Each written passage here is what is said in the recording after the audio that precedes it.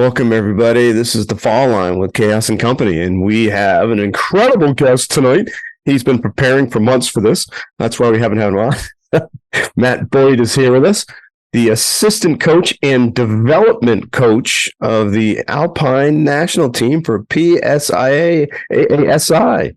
And I had to have my shirt on to make sure I got all those letters, Matt. It's good. Can you see it? Or is it backwards on your screen? I can't. No, I don't have mine mirroring, so I made sure I could read it. Is it backwards right now? No, looks good to me. Looks good to me. All right. How'd you guys hey, Wong posters? The Wong. Well, we had to have those when Angelo's got his. We had to have those when we had Wayne Wong on. Nice, looking good. Yeah, Wayne was a great guest, man. Well, what was really cool is that Wayne had posters behind him of us, which was awesome. We should have autographed him, Angelo. Oh man, they would have been so what we've all been doing Pro Jam, and it's Christmas week. Christmas just happened, and we're heading towards the New Year here another week. And so a lot's been going on for the last couple months. And Matt, what's been going on? What have you been doing as team guy and coach of the team? I am busiest early season I've ever had. I've been all over the map. So I've A-Basin twice, once for team training, once for Rocky Mountain training.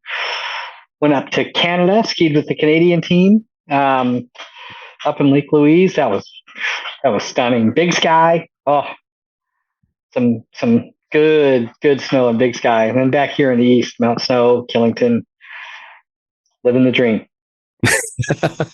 Back in the east, baby. And I saw you posted for the water park. Merry Christmas and happy holidays to everybody out there. So I hope that isn't an omen that we have to open the park early here, that we're going to have some warm weather. That park will open this third week in June every year for as long as I live, as long as I'm involved with it. No sooner than that. What about the surfing piece, though? You might do that early.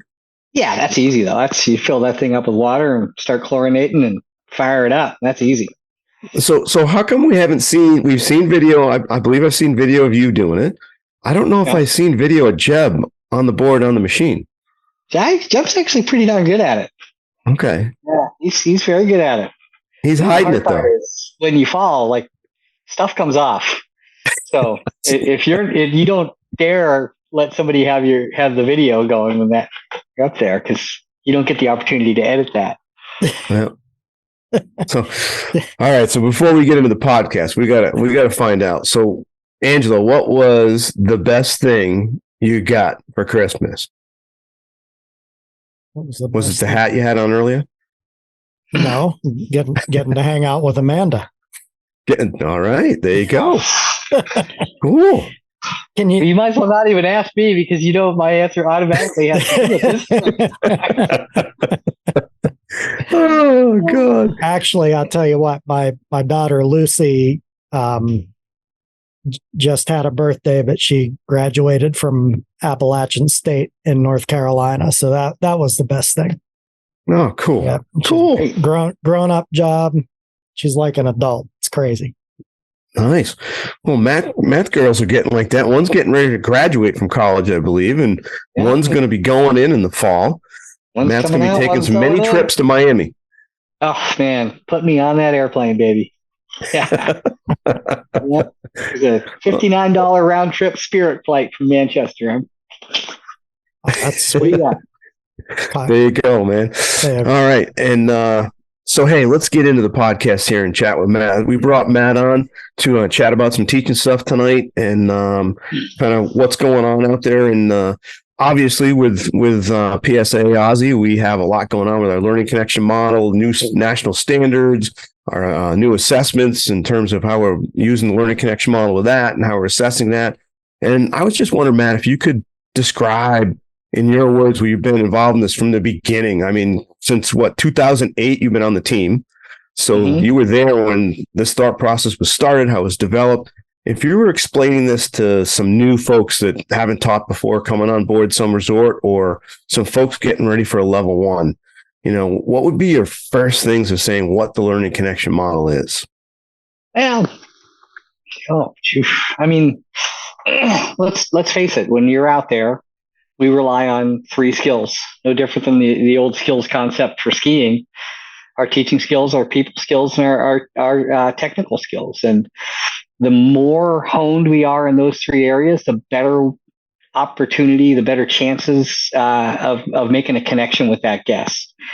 And a connection that I mean, we always focus on selling another lesson, but I mean, we've seen connections. I know. I can guarantee that the 3 of us have seen connections where it's sold another lesson, more equipment, a season pass, a condo, and made lifelong learners out of folks. And that's really what we're after. Yeah. And we have it built in the 3 triangles and then decisions of behavior around it, the big blue circle. But when it comes to those 3, we separate them to have our skiing skills and our riding skills and how they go to each discipline, and our teaching, and then our people. But and we can train to those. But how are they interrelated for you? Like when you think about it, do they kind of blend a little bit when you're out there coaching? I mean, they are so blended that sometimes it's hard in the process. It's hard to separate. It's not like you're out there saying, "Hey, I'm going to people skill now. Here we go." And I'm going to teach skill now and forget about the other 2. It's no different than we don't go out on the snow and rotary. We go out and we blend those skills together. Yeah. Angelo's good at saying, you have something, bud? No. Oh, okay. I didn't know. I thought you were doing this one, and usually it's this one. We have a tech issue. I thought you were like, oh, he's waving the pencil. He needs something. It's a mac and cheese in his beard. He's just the chaos, man. Leftover turkey bits. Oh man. So as I was getting ready for this, I came across, and I don't know why I hadn't seen it before, but it's so available. It's on our matrix. You did a presentation at the Can-Am Summit in 2017 that we talked about earlier, because I didn't know what the Can-Am Summit is, so you can tell people kind of what that was. And then you talked in that presentation about how many things that we're given as ski pros. And I remember it coming in. I mean, the biomechanics, the teaching styles, the learning styles, the CAP model. I mean, there's just information from everywhere that we have. Yet, how do we filter that? Well, I mean, that's all of those things and when I say things, there's actually in the national office, there's a frame. Actually, I got to slide back. It's about this big square, that big square, and it's filled with tiny little words. And it just starts in one corner and just keeps wrapping all around. It's just filled with words, and it's all the things that the teams and the organization has come up with over the years. There's a lot of stuff. I mean, just the idea. You remember multiple intelligences when that came out? I mean, that was what?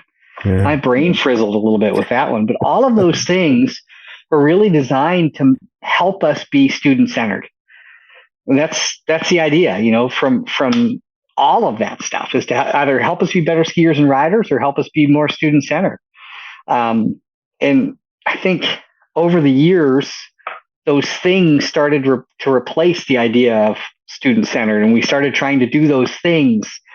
And the learning connection model was just simply designed to bring us back and say, hey, look, all of these things fit within one of those 3 triangles to help us make decisions and adjust our behaviors to meet the needs of the student. And if you look at somebody like a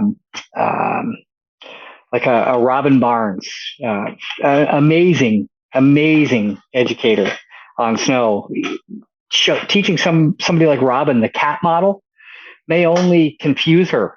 It just might add to her. It's just all the stuff that she's got to remember.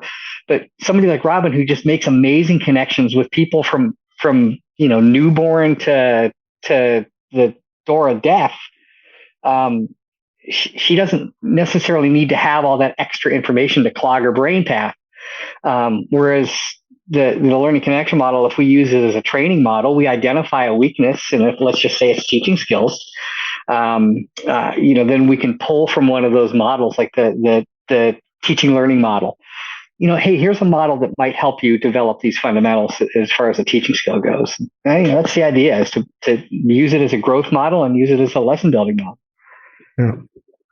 And you talked in that presentation about how things at one time, and this is in 2017, we've been chatting, and I've been watching Facebook as we all do. And you talked about the conversations going on Facebook and how technical lessons have become. That it's so techy. And it was really a neat, because you went through the simplicity of our fundamentals for Alpine, and you related them to the skills concept, which I think a lot of people think the skills concept's gone. And it was neat in that presentation. You had the skills concept and went right into our fundamentals and how they're interrelated and connected. And then, but you simplified it, and you said, and you talked about that a little bit, just how technical everything's become. Yeah. I did a clinic where Sasha Rierick, the former U.S. men's skate team coach, showed up and did a presentation. And somebody asked him what the most prevalent learning style of the high level U.S. ski team athlete was. And I was pretty surprised at how quickly, he answered it just like this. He goes, "Oh, well, they're all doers and feelers."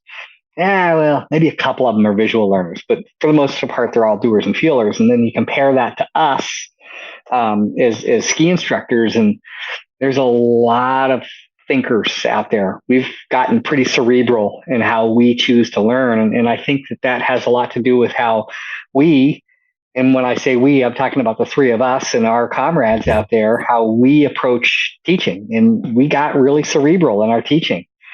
And I think we bred the kinesthetic learner, at least those parts of our learning, out.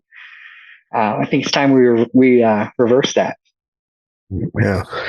And it's a great presentation. I hope our listeners go to it. All of our members have access to it with the matrix. It's right there. It's pretty cool. I do a lot of video stuff and MA stuff, and I put up a lot of video of the team members skiing, all this stuff. And everybody goes, "Where'd you get that?" I'm like, "The matrix." It's all right there. There's quite a bit. A lot hasn't been added the last couple of years with COVID, but there's a ton of stuff there, and the presentation is there. And in that presentation, as you went through the stuff, you talked about two things you really wanted people to do, and to have people leave the lesson with. And you wanted them to be able to have sensations and to do things. Like if they didn't do things and they didn't get some specific sensations, you thought, the lesson kind of failed. Oh, I would hope none of our listeners would disagree with that statement. But if the listeners here, okay, listen up, folks. If you want to be more successful, double the amount of time you spend skiing or riding in your lesson. Just so that means you got to cut out some of the explanation part. It's that easy. The more time people have to reflect on their own experiences and sensations, the more likely they are to have some deep learning out of that. And from a sensation standpoint, chess is a thinking sport. I don't need to know what the sensations are of picking up the little horsey guy and moving him. I don't play chess, can you tell? But any motor skill, you got to be you have to have some amount of kinesthetic awareness. And when I have a kinesthetic awareness, it gives me something I can anchor my learning to. I can take that with me. I don't need you, Dave, if you're my coach, with me to resurrect a feeling. I know what I'm searching for, and I know what I can go with. And the more opportunities we have for people to identify what those sensations are, the better off we're going to be. Yeah. And I've seen you when we've been at training, when you were the coach, and even now that you'll have us just jump up. You're like, "All right, everybody get up, go do this," or you have us sit in the chair a certain way and do something so that we're doing something versus just sitting there. That's because I'm out of material usually. That's a good way to stretch an hour-long presentation into an hour and a half. Easy. We caught him. We caught him, Angelo. We caught him. Wasn't even that hard. No. Oh yeah. No. You're right though. You learn to walk from feeling, failing, and learning from those two things. Yeah. That's how we learned how to walk.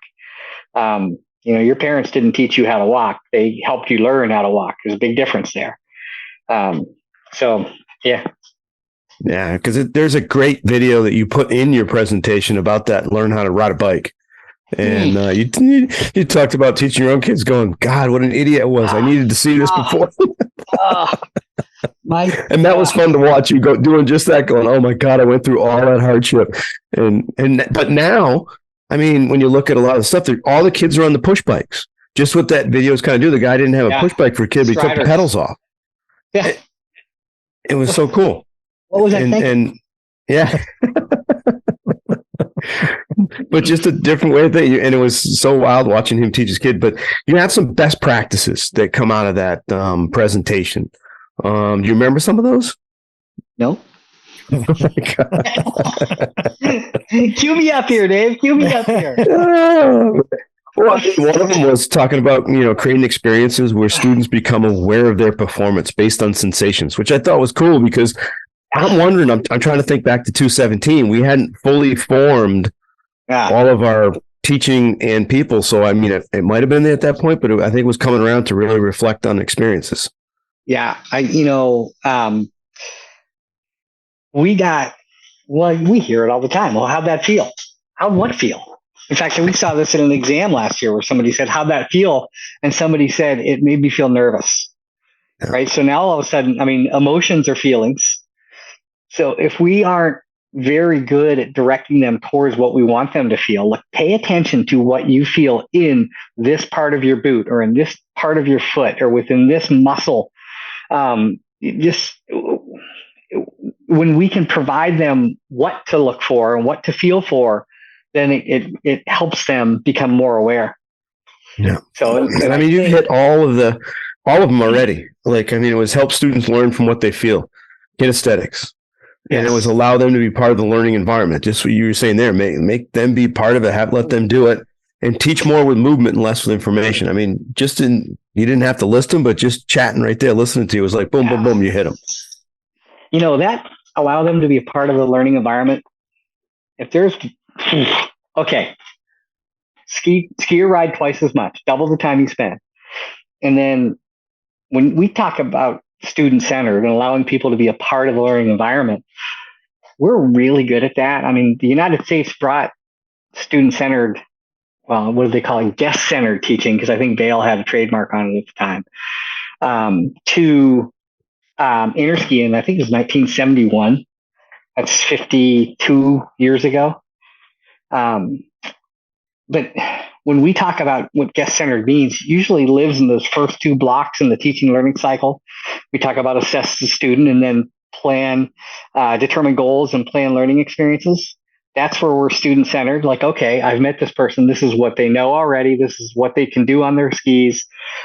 This is why they want to learn and what they want to learn. And then and these are the fears that they have. Let's just 5, and I got 5 fingers on that hand, so we can stop right there. And then take it out there, and we plan an experience, and that's when we stop being student-centered. So I think once we can start paying attention to our students once we start teaching, we get so wrapped up in what we're doing that we lose sight of the student sometimes. So pay attention, man. Yeah. Angelo is. I'm starting to. No, hey, what's the big bottle? You got a little glass when we started tonight, and then there's a big bottle you picked up. I don't know what that bottle is. It looks like champagne. You didn't share that with us. Oh, it's just a beer. Oh, it looked like a big bottle of champagne. I was like, what's he celebrating? Because I'm little. Jeez. That's a normal sized bottle. A little dude holding it. Oh God! Oh. I love it. I'm gonna regret. I'm gonna regret saying that. Yes, you are. Yeah. Yes, you are. I was thinking when you said, I don't know what you said, Matt, but you said something. It was brilliant. Let me tell you, folks. No, we just cognitive the shit right out of learning and enjoyment. And I was thinking, like Dave, you asked about the overlap of these components of the learning connection. And I've had people say, well, there's no overlap between technical and people. I'm like, are you kidding me? Like, this is why people ski.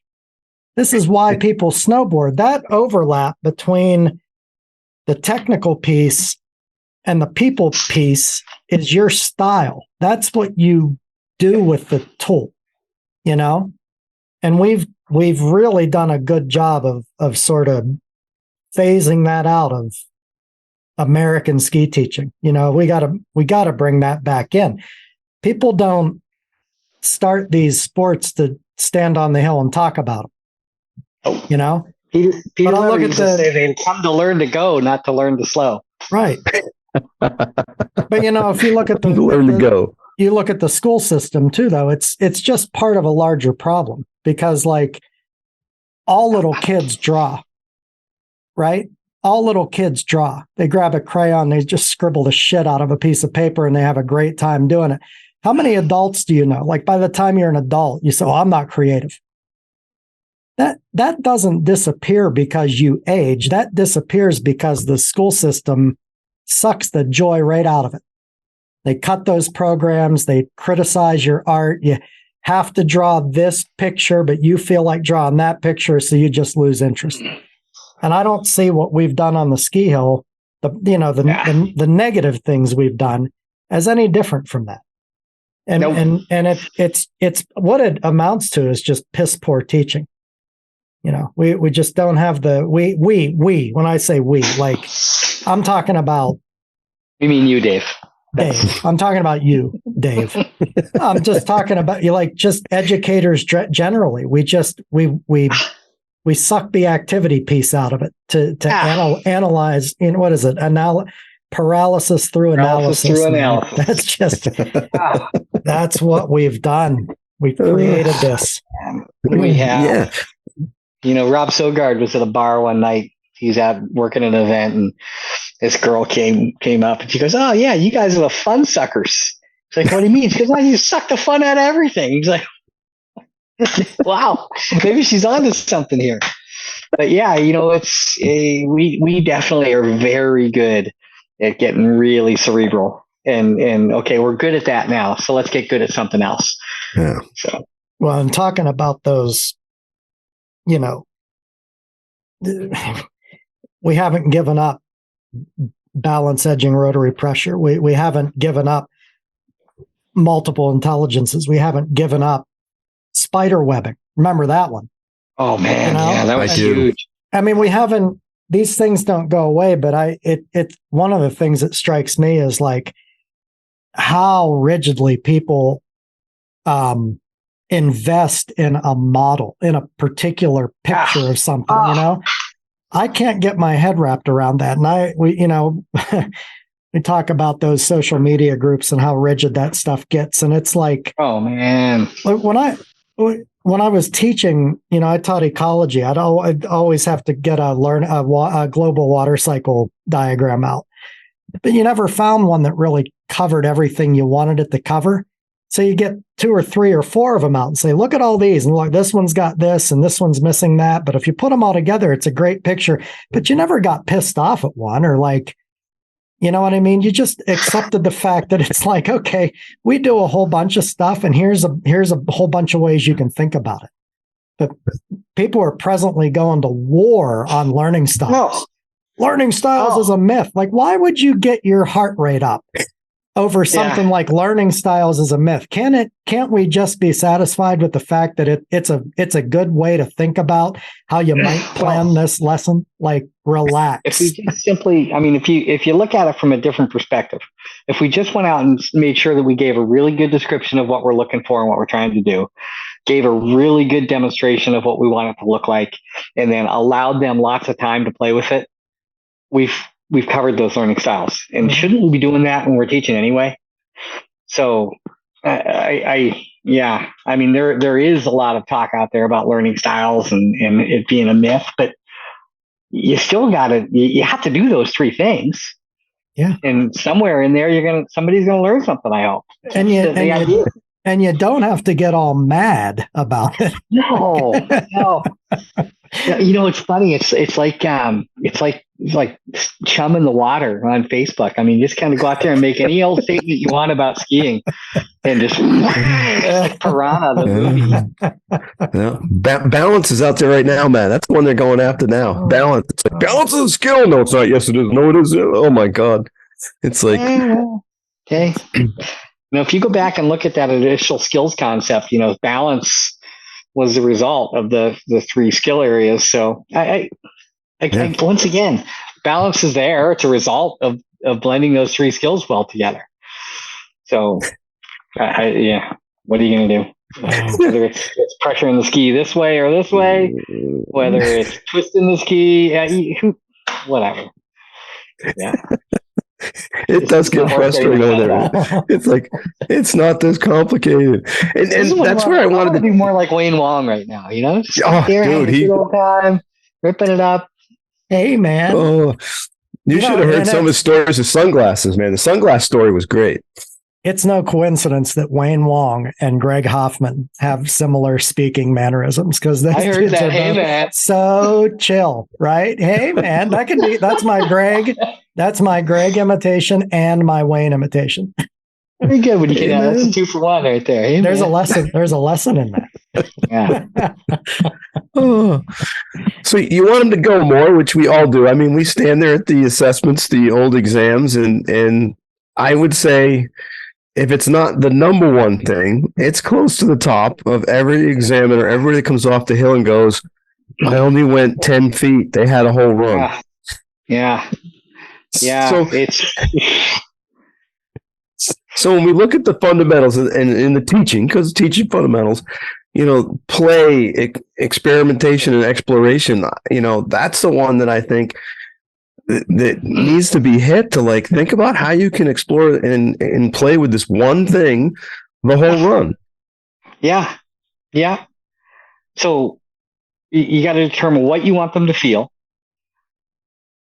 help them be able to feel it, right? So give them an activity that's going to highlight that sensation, have them pay attention to that sensation, and let them do it. Wow. It's funny. You're right, Dave. And I would think that everybody that's listening that's ever been to an exam would agree with this, that that's the number one issue at an exam or assessment or whatever you want to call it. Yet we continue to do it day in and day out. So we can do better than that. And I think they worry about how many fundamentals they're going to hit, or how many things they tell us about when they read the standard and then they look at their assessment form, because they can see those online and they're like, well, I've got to hit all 5. And it's like, well, it's pretty hard to do a straight run and not hit all 5, but you don't have to tell me every second you're doing all 5. Well, I mean, let's face it. If you're standing up and the wind is blowing, you're utilizing all 5 fundamentals. That's there's no way. Just like you asked earlier about the teaching fundamentals, you can't separate them once you're in motion or once things are happening. Right. But yeah, we're not looking for you to blow our doors off with some amazing progression, and really, neither are your students. So it's go out there and help us learn something, make us get better. Yeah. And I don't want to, because I think we might sound a little bit blamey right now. I'm not blaming candidates who come and do those things, but because we created it, and I don't mean the 3 of us on this call. I mean, we're part of it. We as an organization, we as a country, we as an education system we criticize.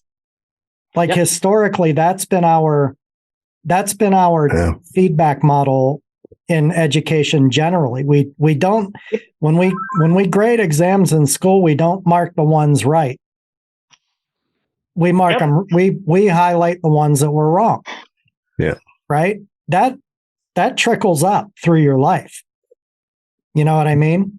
And then that's why candidates come to an exam and they feel like, I need to check all these boxes and do this really contrived thing.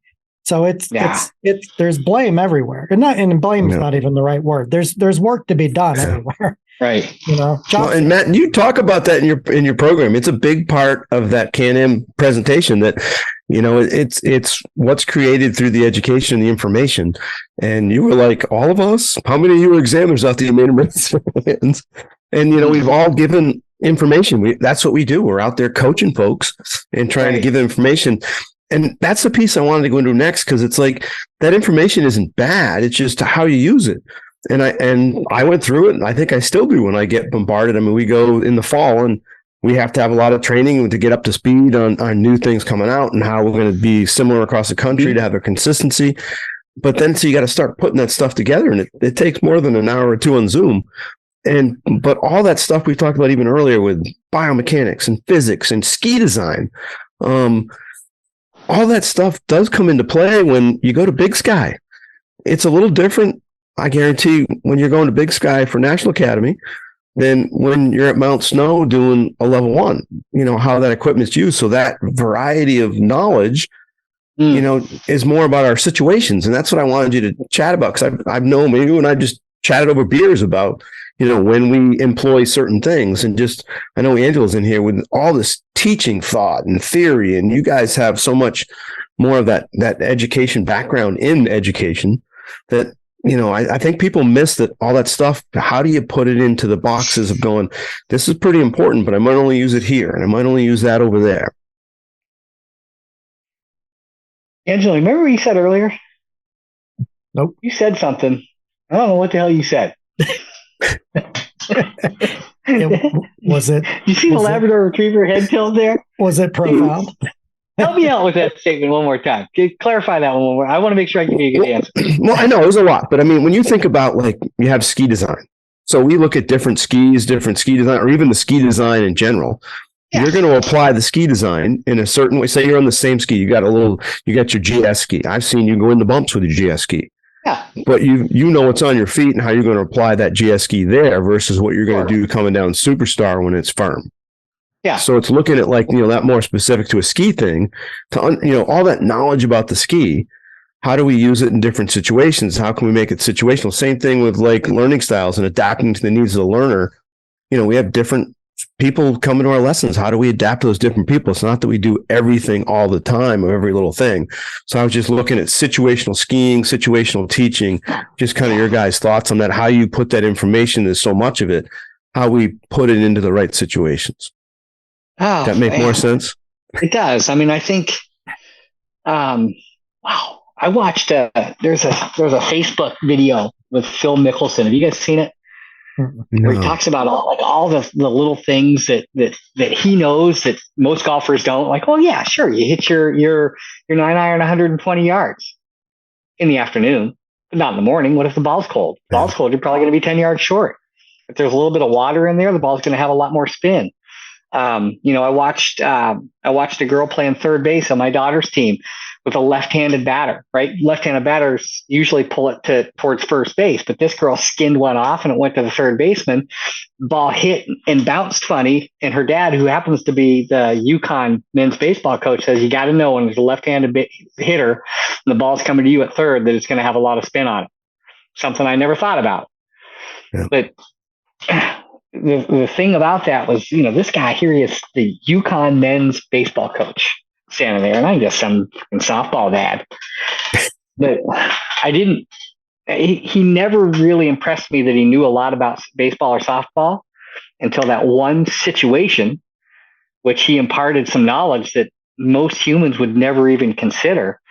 And that's where I think it's up to us to, first of all, have that experience that this guy has and that we have on our skis, and know that, hey, you know what, Dave, you're standing on a pair of GS skis, and Angelo, you're standing on a pair of 120 underfoot, and we're both jumping into the same terrain at Big Sky. There's going to be some differences there. That left-handed batter is going to have that ball spin to you when it comes to third, Dave. But just tell them what they need to know versus everything that you know. What's it Rogan said to Lipton once? I might have taught you everything you know, but I didn't teach you everything I know. Mm-hmm. Oh, we got that on tape. Good. I can write that down later. I bet Eric loved that. Oh, he did. It after he blew out of the same race course 3 times in a row to try out no 8. Well, but I think that question though also comes back to what you said earlier, Matt, which is you got to look at who's in front of you. Yeah. And you got to say things that are appropriate to get performance for them right then and there, depending on the conditions, depending on the gear they're on, but it's like, you don't have to say all that stuff. You don't have to check all those boxes. How many presentations have you given? How many presentations have you given in your life where you sat down and you went, oh man, I forgot to say this. And it was still a fine presentation. Oh yeah. But you didn't have to say everything you know, right? No. There's a lesson in that. Sometimes you're better off not saying it too. If you've got somebody who's got a little bit of anxiety they're on equipment that's less than ideal, or their boots are a little funky for what you want them to be able to do, whatever. Sharing that with them is going to further the tailspin. So just shut up and don't say anything at that point in time, and deal with it and help them get through it without bringing out all the junk, And how many times have you heard, well, this is what I would have said if. Oh, well, we don't need to know that. Yeah. This is what I would have said if there was a huge tidal wave crashing down on the summit of Killington, but there isn't. So we don't need to know. That's a shame. Because just information at Pro Jam, we were all there. Matt was doing Masters Academy, Angelo and I were in the Pro Jam. Matt's up there in that Masters Academy with the crew, the gold pins. Definitely earned that spot. And but when you come out, I know both of you, when you come out, I know I do. Even though half my crew I ski with pretty much every year, I'm still looking. I look at what their boots are. They got them buckled, they're unbuckled. Just the stance they're standing in, the ski they took that day. Some of my crew I knew that's been with me every year had a different skis they brought, which ski they bring today. I don't think a lot of our members, when they come out, like even in an assessment, say a level 3, I don't know if that's the first thing they look at when they meet their group, what people are, how they're standing, what they're on. Probably not. Probably not. And in some ways that might be a good thing. Yeah. Like you take boots as an example. You've got calf cants and forward lean and ramp angles and delta in the bindings, and there's enough information that a little bit could be really dangerous. So, and honestly, here in the East, we teach a lot of relatively short lessons. There's a lot of instructors out there that teach a relatively short lesson, and there's just not enough time to deal with the boots. Right. You can make a suggestion at the end, but the bottom line is you got to deal with what's in front of you. I had this dude from Texas whose legs started at his hips, went out to his knees, and came into his feet, and his skis on the ground were like that when he was standing in a natural stance. So how the heck do you make that dude be able to ski when he's standing on his outside edges? It was, there's nothing I could have done short of like going in and shimming the binding by 20 degrees. But and a 2-hour lesson, got to just deal with it. How do you make the guy succeed? And a lot of these folks they might only ski 3-4 times during the year. So it's not like they're going to go and do a $300, get a new boot and get all the footbed and spend $300-400 just in the fit. Never mind boot. Remember the old Royal Christies, inside ski stuff? Yeah. There's your answer for that guy. White pastures all day long. He was pulling out all his Glenn Plake tricks, man. Oh man, it was that poor guy. That poor guy. So hey, so definitely wanted Matt on because I wanted to talk teaching, man. I love to talk teaching. I know it's a passion of yours, has been forever. You definitely coaching and what goes on out there and what you do, and just I want to know, and I want to ask Angelo this too. I want Angelo to answer this, and maybe we'll have to put Angelo in music in the back so he can't copy your answer. So, but I want you to just tell me what you think of as good teaching, and then what makes it great. Like, what is just good teaching in terms of, I don't mean bad, I mean good teaching, but then what makes it great? All right. Okay. Good teaching is when learning occurs on purpose. That's good teaching. Bad teaching is when there's a lot of teaching and no learning. We see that a lot in our careers. What makes it great? Great teaching is when you start to take in those other 2 skill areas and mold those things together. So you tweak those 3 areas to make that connection. So great teaching is when they not only leave having learned something, but leave loving it and loving you and loving everything about that winter environment. That's great teaching. And we've all met that person. And it's not always a national team member. It's not always an examiner. It might not even be members of our organization. We've all met that person that just has that ability to create learning, to create trust, and to just make you want to do it more and more. You want to follow that, Angelo? Yeah. I mean, I think that's all right. My pencil. Should I write this down? Well, it'll be recorded. It is a podcast. No, I mean, the only thing I would add to that is I think great teaching is when the student leaves armed with the ability to recognize novel sensations. You know what I mean by that? Like, great teaching is when you provide autonomy. You give people the tools to be autonomous. So if you, for example, if you can teach in such a way that you explore some high edge angle stuff and you explore some really skitty stuff and help them recognize, this is what we did today on these conditions, but if you try this in other conditions, see what you find. And then you've given them the ability to recognize new things and to self-coach. I think that could be added to what Matt said, but yeah.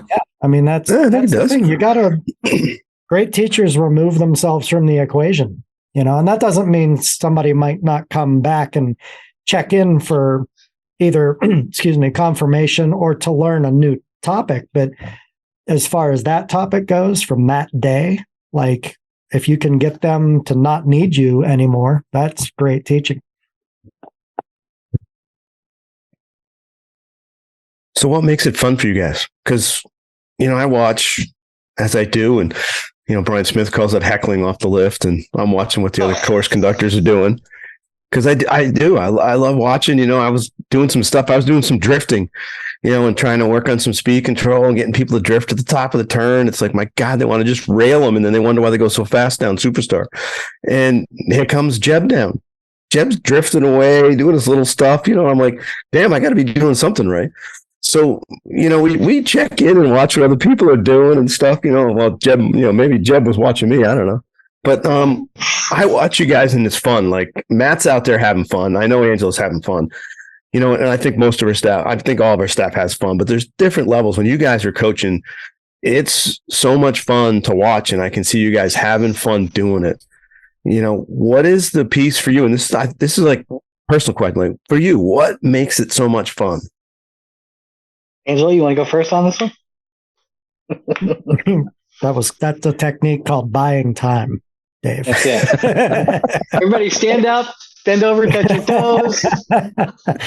I mean, I don't know. It's fun. It's fun when it all vibes. Like, when the conditions are good and people are into it, and I don't know. When it's like that, it's just pretty magical stuff, And we've all it's like the zone. It's hard to describe, but we all know when we've got it going on. That's what keeps us coming back. That was a cheap answer. You're up, Matt. Yeah. Come on, Angelo. It's like there's milk there. What makes it fun? For you. Yeah, you. Because, dude, you're a huge high energy guy like I am. And I can tell when you're having fun. I will tell you what makes it fun. When you walk out there, we talk about introducing yourself to the student and assessing the student. But in the teaching learning model, the introduction part is up outside of the teaching learning cycle box. It's like something you do before you start the lesson. Mm-hmm. I believe that you never stop introducing yourself to your students. And by the time you're done, whether it's a 30-minute teaching short little segment or a 4 or 5 day thing, at the end of that time that you have, you should not only have somebody who loves skiing or riding, but you should have some new friends. And when you can go out there and get to know people and what they're all about and what they love and what they hate and laugh and make fun of each other and just really create some friendships and get them better at skiing or riding. To me, there's nothing better than watching somebody get it. But at the same time, it's not quite as much fun when you're kind of just, you're the teacher, they're the student. I truly enjoy my time on the snow with people. Just getting to know them and having a blast. Our Masters Academy group this year we laughed so hard. We laughed at things. We laughed probably at you guys at one point in time, and we laughed at everybody. We laughed at each other. And that's just it's a fun place to be. Yeah.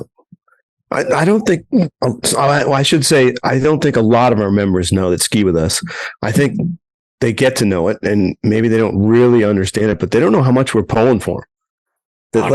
It's I mean, you get connected, and you want them to do so well, so bad, and you're working so hard to try to get that situation where they'll figure it out and get that sensation. And it's I don't know, it's a competition with, like myself. Can I help them? Because they've got to do it.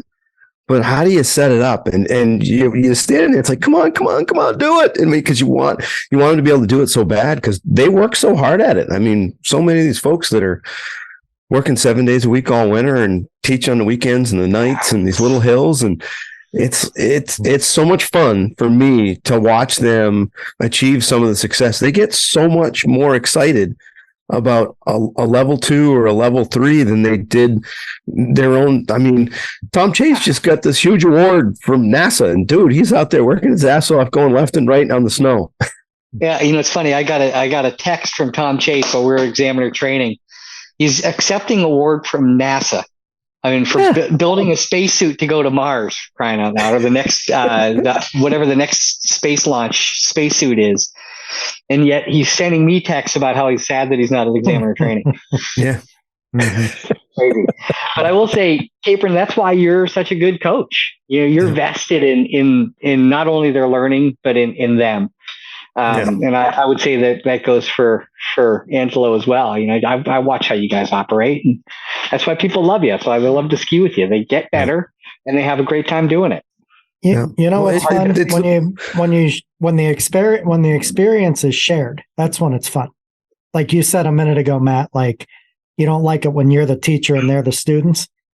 And like what I'm getting at with the shared thing, here's the evidence, right? We've all, like that last day at Killington at Pro Jam, that was fun.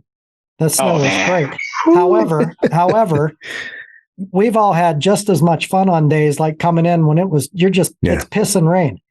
And you're wringing your gloves out, but that's something that you and that group, like you shared with that group. You know what I mean? It didn't matter that it was miserable, because at the end of the day, you come in and it was like even playing field, and that connection is the fun part. Because you could ski on a day like Friday at Pro Jam. If you're not vibing with your group, it wouldn't have been as much fun as it was. Oh, you know what I mean? I mean, Monday through Thursday would have been torture. Yeah. Torture if you didn't have a group of people to go through it with you. Yeah. Oh, man.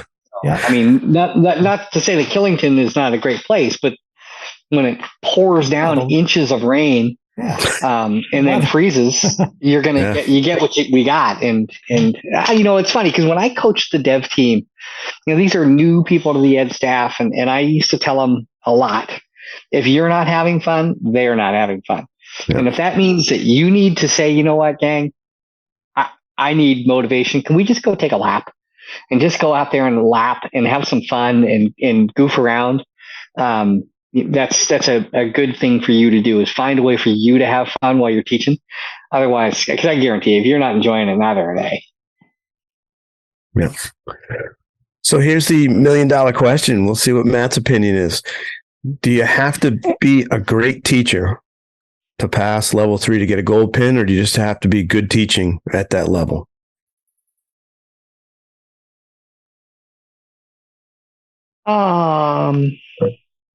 Yes. Well,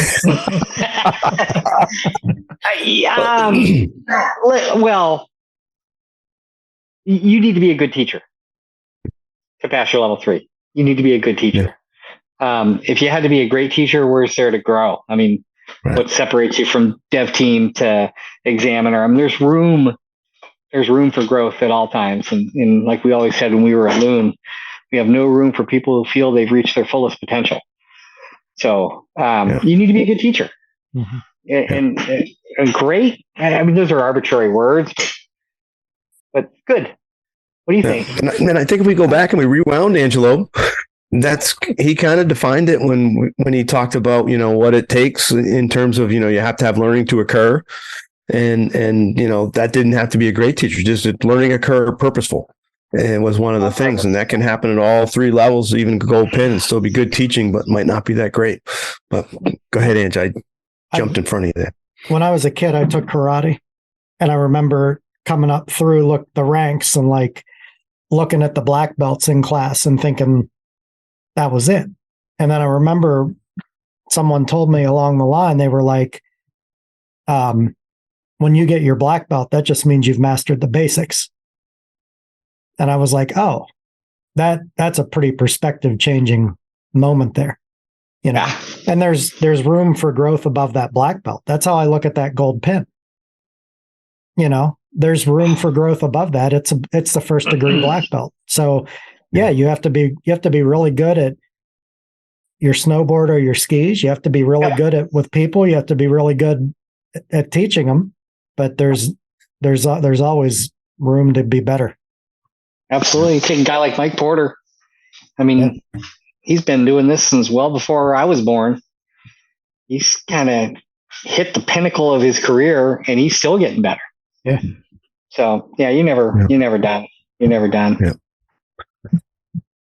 So let's talk about the fundamentals a little bit here in terms of not each one necessarily right away, but in the learning connection model, when we're focusing on getting to the next level, getting better. I mean, it's definitely struck home with me that I don't need to pull out the assessment sheet for level 1, level 2, level 3 and go out and train my staff. I need to pull out the learning connection model, look at the fundamentals and train to the fundamentals. That's where I stay. And then we can evaluate it and we can do an assessment on, are we hitting it? Are they there yet with the assessment form? Right. But it's really the fundamentals. And I'm curious as to just some ideas from both of you guys on setting up some training, simple things for folks, if they're struggling in an area, like how do they start training on a fundamental or two? Wow. I mean, I think you're absolutely right. I mean, we talk about the national standards and the assessment criteria and the learning outcomes. That is just that. It's a national standard for level 1, level 2, and level 3. But at all 3 of those levels, all we're doing is saying, hey, listen, how do we expect a level 1 to interact with these fundamentals compared to a level 2 or a level 3? And laying out those expectations. I don't know that we should train to that level of detail. We should train to the fundamentals 100%. And, when you're out there and you just think about it, anybody that's listening, just think about anybody in your locker room that's trying to get better.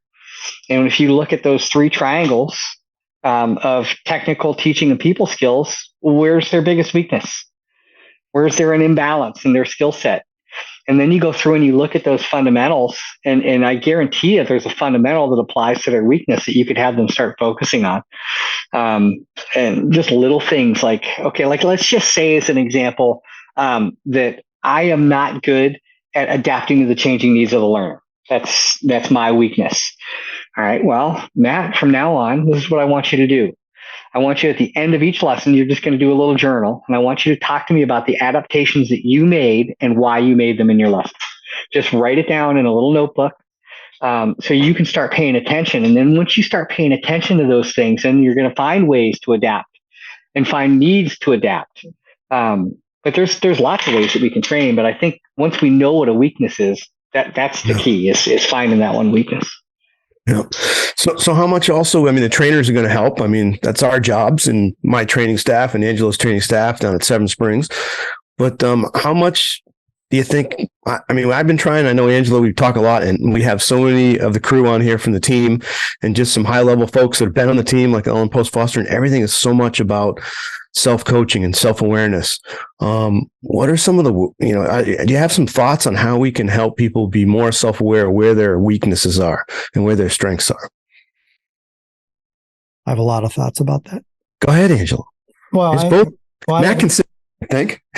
I didn't get to answer the last question though. I'm sorry. I think you were talking about training. I think one of the best things we can do is give candidates, I'm just saying candidates, I think we're assuming these are people going for assessments, but give them opportunity to coach their peers on appropriate terrain and then debrief the teaching. I don't know that it's about us teaching or training as much as it is giving them the opportunity in a controlled situation to practice with peers. Let's face it. I don't know what happens in New Hampshire, but I know what's going on here the last couple of years. That Well, and there's a lot of weird stuff that happens in New Hampshire. That's not what I'm getting at. What I'm talking about. Matt and I are smiling on that one. What I'm talking about specifically is the fact that most of our lessons these days in these resorts where I work are beginner or really low end lessons. So one of the best things we can do for people to make them better is get them out to coach their peers, give them the opportunity, because they're not getting the opportunity with people coming to buy lessons. And coaching peers is one of the hardest things they'll do. And then you can sit down with them with the fundamentals or with the learning connection diagram and say, let's talk about what you think happened here, and just debrief and encourage. I think that's one of the best ways to do it. And to your point, both of you said, coach to the fundamentals. If we're going to change one thing in the environment, all we have to change is the pitch, right? If you're working with level 1 candidates, you're on green and easy blue terrain. If you're working with level 2 candidates, all you have to do is tilt the hill more, and that's enough. But you really go out and do the same stuff. You give them the opportunity to coach the people in front of them, and then sit down and debrief with these ideas. That's how they're going to learn. It's not about us teaching. It's about them experiencing. We're just there to say, what about this? What about that? However, your last question was, I think it was something about recognizing some shortcomings. With people skills, that is going to require more of a direct line from the coach, because we have an uncanny knack of misjudging our people skills, either for the better or the worse. There are people who think they have terrible people skills who in actuality have great people skills. And then we all know the people who think they're, life of the party, when in fact it's, that's not the case. And so that to me is the one, I mean, you can video skiing and show, look how many rotary push-offs, like you can sit there and count together. That's not a mystery. But when it comes to interacting with the people, that may be a little bit more direct. Totally. Cool. Anne Shorling said once that those people that are not very self-aware are probably not going to become self-aware overnight by themselves. They're probably the furthest from it. So it does require some outside influence. Dave, I'll let Angela do that part. AASI, our British peers at the Bulgaria Interski, a part of their assessment process, and actually we did this for a little while one person's teaching to some of the other candidates, one candidate is actually reviewing, just kind of observing and reflecting upon what that person did. And in our case, we used to ask people about an individual fundamental, like a teaching skills fundamental or a people skills fundamental. And I will say that was done on our end for two reasons. One, to keep people engaged throughout the entire environment, because if you teach first, what are you going to do for the rest of the day? And two, to make us as an Eastern region become more aware of what those fundamentals are. And I can say, if you're out training at your home resort and you go out and you just watch and you just take, let's just take the people skills or the teaching skills fundamentals, just take 2 or 3 of them and watch for examples of how your trainer utilizes or meets the needs of those fundamentals. You can start to learn some strategies for yourself. You become more and more aware. And then when you're out teaching, you become even more aware from that perspective. So, and things from the Brits. Yeah. Well, we'll have to talk to Pete Allison. And don't tell him talking Brits, because and he, I asked earlier, and I figured I knew what your answer was in terms of kind of the way I think about it. Not that you're going to think what I do, but it's like, we're looking at the fundamentals, they blend. And it's been neat the couple of times that Angela and I have talked with Pete Allison that, he really he encourages us to try to score and do the assessment while people are teaching more, like the MA part, like watch their MA while they're coaching versus doing it all in the front. You got to do something to get it going, but then watch while they're coaching, because then the things are in real life that, like, they just watch somebody after they gave them some description. How did they respond to that? How did they adapt to learn? You can see so many of the fundamentals that are happening like at the same time versus picking out little pieces. When you watch somebody come down the hill, they just did movement analysis. What am I going to do through the thought process? They were thinking about how did the skis perform? How did the body perform? How am I going to, were they able to understand what I said? All those things are going into play. I might not know every piece they're thinking about, but I can see how they respond. Mm-hmm. I'm just, what have you thought about that in that way when you've been out doing some assessments? I alluded to that earlier, though, that's where, as a nation, we can get better. Yeah. How many times have you guys watched somebody do an activity in an assessment environment and then turn around and you watch the other candidates do the activity in a way that has zero value towards what the initial outcome was? We see that all the time, and we get so immersed in that. Okay, Dave and Angelo are watching me. I'm going to do this, and I'm going to do this, and I'm going to do this. And you're so focused on what your progression is that as soon as you start teaching, you lose sight of your other candidates in the exam environment or your students on the hill. Okay, I just did an activity. I did a pivot slip. What did they turn their shoulders to do the pivot slip? Is that how they got their skis 180 degrees to the fall line? Well, if that's the case, and I'm trying to teach turning my legs separate from my upper body, well, that activity was meaningless to them. So I might need to either change the activity, make it simpler, do it on different terrain, as Angelo mentioned earlier. There's all sorts of different things that I can do. And quite frankly, we don't, particularly in that assessment environment, we just get so nerved up. Yeah. We lose sight of those things. Are people bored? Are they scared? Are they nervous? Did you forget that guy that came and had knee surgery 3 weeks ago and you're making him do hop turns, whatever? It's just easy for us to forget our students in that environment.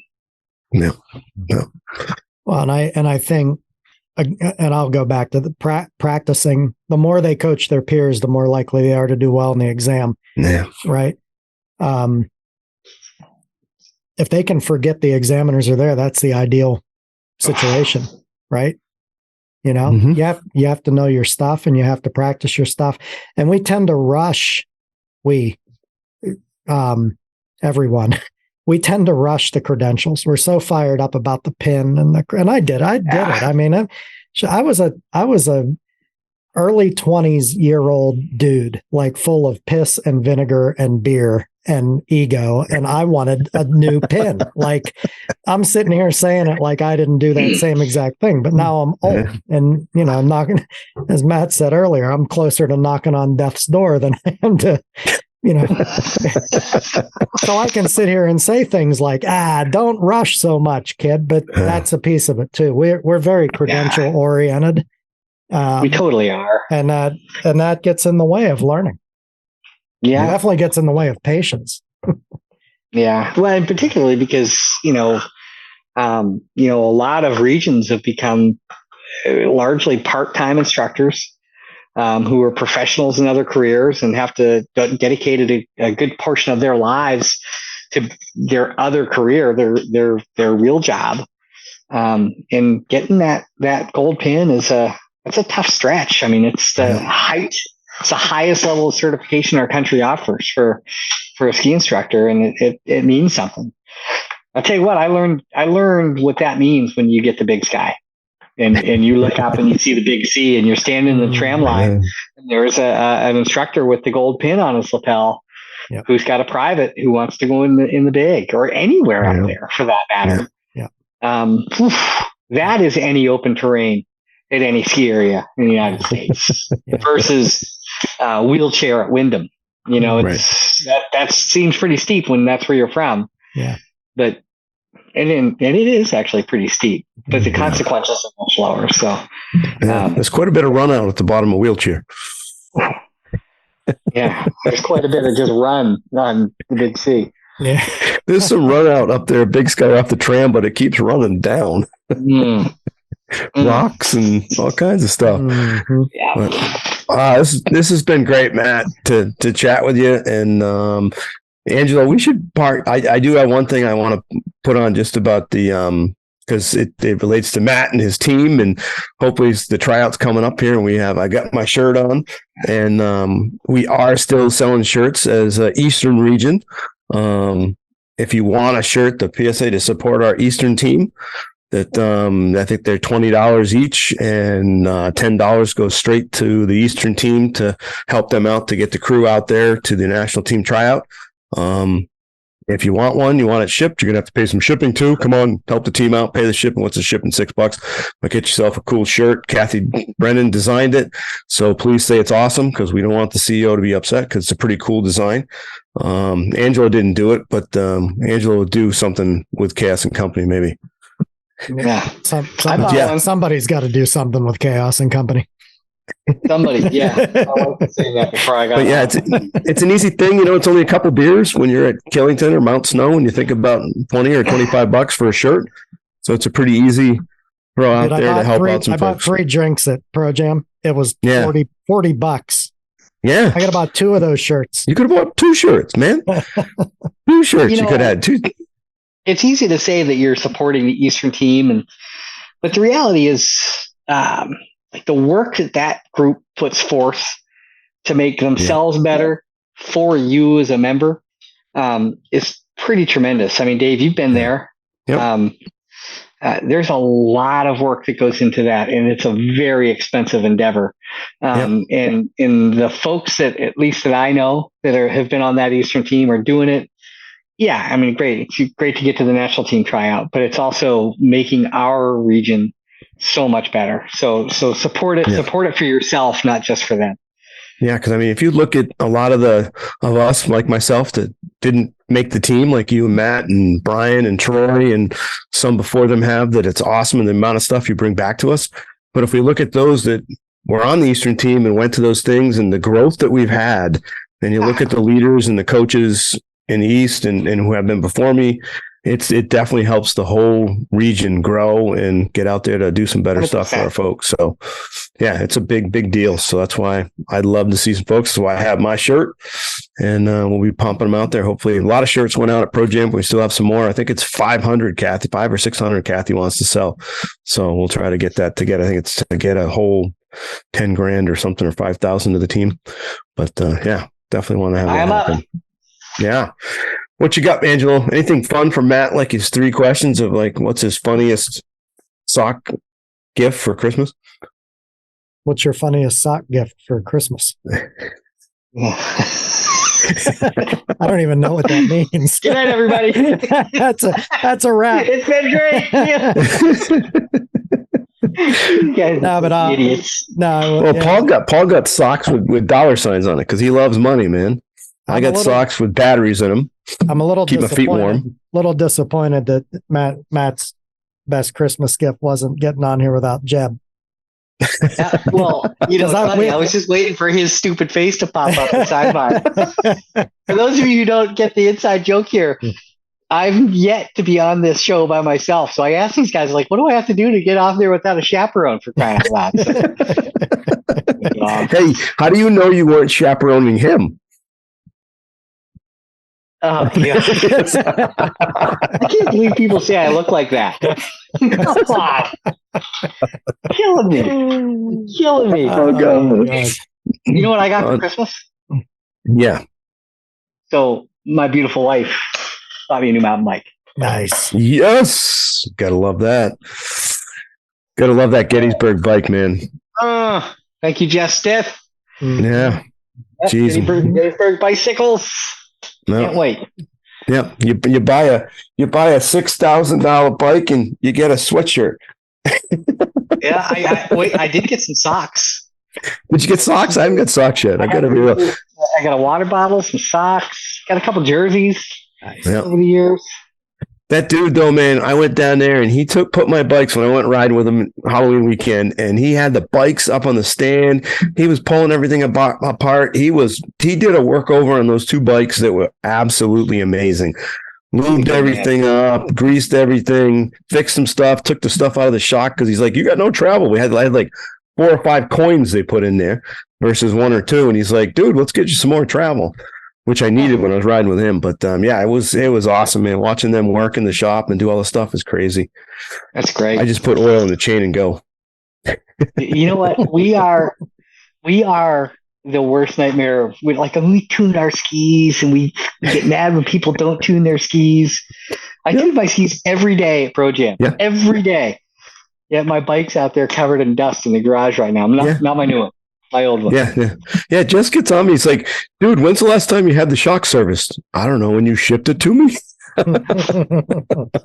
He's like, give me the thing. He's got it up there, and oh man, I think he was really doing the work on the bikes though, because he didn't want me to be. He knew I was going to be slower than him. He didn't want me to be real slow, so he's trying to speed them up and make sure they're working right. So I wouldn't be too slow. Tightened up that rear caliper just a little bit too. We need Dave Wen to start coming around looking at our bikes and our cars and shit like that. I can't ski anywhere in New York or Vermont because Wen might be there. I have to tune every day. He wants to see your shit. So like he does, man. He'll pick it up. He'll come out, make you take it off, and he'll pick the ski up and start looking at it. Phone's gonna ring. He's like, "Hey, when's the last time you tuned your bike?" I was skiing in Elk Mountain, Pennsylvania. And Rick Skelly was down there, and I was on the Eastern team at the time. And I came into the hotel room at the end of the day, and he goes, "Hey, I saw you slipping around out there today. The last time you tuned those things, you're supposed to be good." Ever since then, I've tuned my skis a lot more. Oh shit! I literally put the tune box on, Matt, to go to Pro Jam because I didn't want to tune every night. I just brought enough skis, so I had a pair for every day. Oh man, yeah. Actually, I did too, but then it was so bad. I just set to ski the slalom ski for 4 days. It was firm, man. It was rock hard. Friday wasn't. Crazy. Angelo's doing some pivot slips. I figured when you're doing pivot slips, end of the day, you needed to tune. You could feel up through Thursday, you could feel the tune wearing off of your skis, like run by run. Those edges were like. I think I saw Troy like on Tuesday at lunch, and Troy's like, "It's already gone. I had a fresh edge this morning. It's gone already." Yeah, by 10 o'clock. Yeah, I had a girl in my group who was on a slalom ski all week too, and then when Friday rolled around, I'm like, "I'm going to bring the kendo out tomorrow. 88 underfoot, perfect." She goes, "But this is all I have. Will you stay on your slalom ski?" I'm like, "Okay." So I skied on my slalom ski first run down the head wall. Superstar. That's when you. I hit so hard. I think I knocked my molar loose on the back. Your feet were definitely above your head. Yeah. Take Wayne Wong and flip him over on his face behind you there. That was kind of like what I looked like. There were. Oh man! Except I only had one ski on. There were. And I heard it coming. I looked up and watched you, and saw your head. And then all I can hear over next to me is your brother laughing his ass off. The best part is I said to somebody, "Hey, when you see Matt, just make sure you make fun of him for this, right?" So just so people would think I was Jeb, we get in the gondola line later on that afternoon, and these guys are like, "Hey, I heard Jeb took a really big fall on Superstar." Oh God, that was Stuart, man. All right, what a good one. Hope everybody out there enjoyed this one. It's great to have Matt on. Matt, we will have you back, and we promise it'll be unchaperoned again. Excellent. Unless you say otherwise. But well, we'll see. We'll see what the crowd says. Yeah, and Stuart's chaperoning right now for Angelo. Yep. There he is. The cool dude. The new mascot. He had a snowcat ride the other day. He did. How that? How do you enjoy that? He loved it. Yeah, I think he looked like he was happy. He got to ride in the groomer for about 45 minutes at Laurel Mountain with Keenan, their head groomer. We had a ball. We want to thank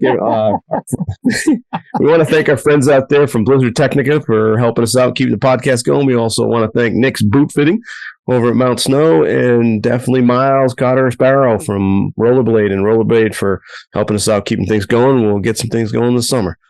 Thanks, everybody. This has been The Fall Line with Chaos and Company and Mr. Matt Boyd. Yeah. Awesome.